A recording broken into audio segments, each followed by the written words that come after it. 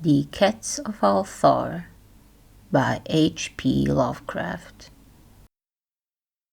It is said that in Ulthar, which lies beyond the river sky, no man may kill a cat. And this I can verily believe, as I gaze upon him who sitteth purring before the fire. For the cat is cryptic, and close to strange things which men cannot see. He is the soul of antique Egyptus, and bearer of tales from forgotten cities in Meroe and Ophir. He is the kin of the jungle's lords, and heir to the secrets of hoary Africa. The Sphinx is his cousin, and he speaks her language, but he is more ancient than the Sphinx, and remembers that which she hath forgotten. In Ulthar, before ever the burgesses forbade the killing of cats, there dwelt an old cotter and his wife, who delighted to trap and slay the cats of their neighbors. Why they did this I know not, save that many hate the voice of the cat in the night, and take it ill that cats should run stealthily about the yards and gardens at twilight. But whatever the reason, this old man and woman took pleasure in trapping and slaying every cat which came near to their hovel, and for some of the sounds heard after dark, many villagers fancied that the manner of slaying was exceedingly peculiar. But the villagers did not discuss such things with the old man and his wife, because of the habitual expression on the withered faces of the two, and because their cottage was so small and so darkly hidden under spreading oaks at the back of a neglected yard.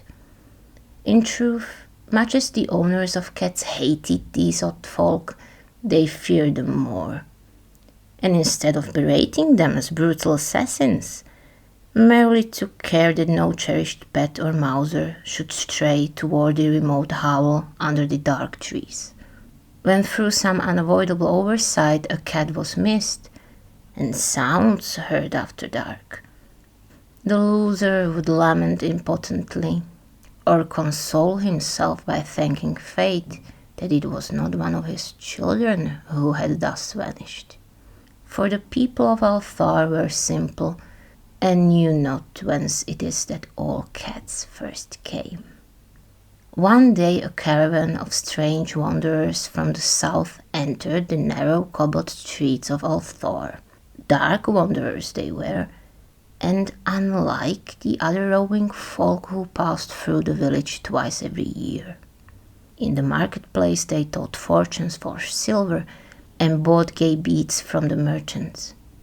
What was the land of these wanderers none could tell, but it was seen that they were given to strange prayers, and that they had painted on the sides of their wagons strange figures with human bodies and the heads of cats, hawks, rams, and lions. And the leader of the caravan wore a headdress with 2 horns and a curious disc betwixt the horns. There was in this singular caravan a little boy with no father or mother, but only a tiny black kitten to cherish. The plague had not been kind to him, yet had left him this small furry thing to mitigate his sorrow. And when one is very young, one can find great relief in the lively antics of a black kitten. So the boy, whom the dark people called Menace, smiled more often than he wept, as he sat playing with his graceful kitten on the steps of an oddly painted wagon. On the 3rd morning of the wanderer's stay in Ulthar, Menace could not find his kitten, and as he sobbed aloud in the marketplace, certain villagers told him of the old man and his wife, and of sounds heard in the night. And when he heard these things, his sobbing gave place to meditation, and finally to prayer. He stretched out his arms toward the sun and prayed in tongue no villager could understand. Though indeed the villagers did not try very hard to understand, since their attention was mostly taken up to the sky and the odd shapes the clouds were assuming. It was very peculiar, but as the little boy uttered his petition, there seemed to form overhead the shadowy nebulous figures of exotic things, of hybrid creatures crowned with horn-flanked discs. Nature is full of such illusions to impress the imaginative. That night the wanderers left Ulthar and were never seen again, and the householders were troubled when they noticed that in all the village there was not a cat to be found. From each hearth the familiar cat had vanished, cat large and small, black, grey, striped, yellow and white.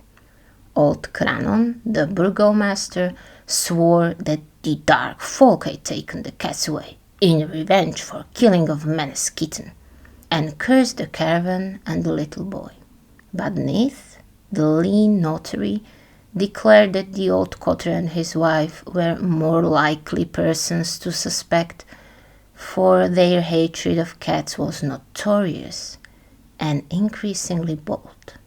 Still, no one durst complain to the sinister couple, even when little Atal, the innkeeper's son, vowed that he had at twilight seen all the cats of Ulthar in that accursed yard under the trees, pacing very slowly and solemnly in a circle around the cottage, two abreast, as if in performance of some unheard-of rite of beasts.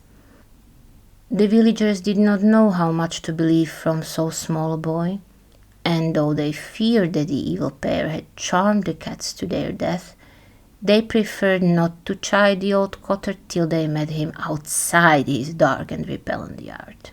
So Ulthar went to sleep in vain anger, and when the people awakened at dawn, behold, every cat was back at his accustomed hearth, large and small, black, grey, striped, yellow and white.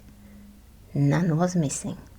Very sleek and fat did the cats appear, and sonorous with purring content. The citizens talked with one another of the affair, and marvelled not a little. Old Cranon again insisted that it was the dark folk who had taken them, since cats did not return alive from the cottage of the ancient man and his wife. But all agreed on one thing, that the refusal of all the cats to eat their portions of meat and drink their saucers of milk was exceedingly curious.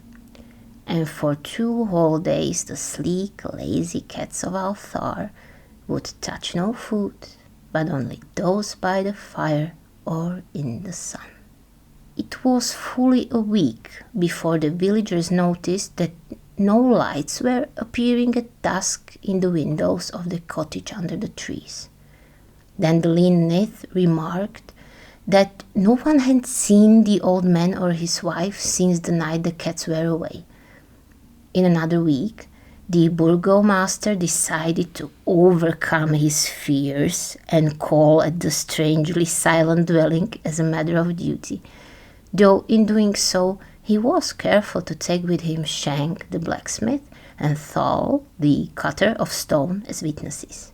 And when they had broken down the frail door, they found only this: 2 cleanly picked human skeletons on the earthen floor, and number of singular beetles crawling in the shadowy corners. There was subsequently much talk amongst the burgesses of Ulthar. Zath, the coroner, disputed at length with Nith, the lean notary, and Cranon and Shank and Thal were overwhelmed with questions. Even little Atal, the innkeeper's son, was closely questioned and given a sweetmeat as a reward.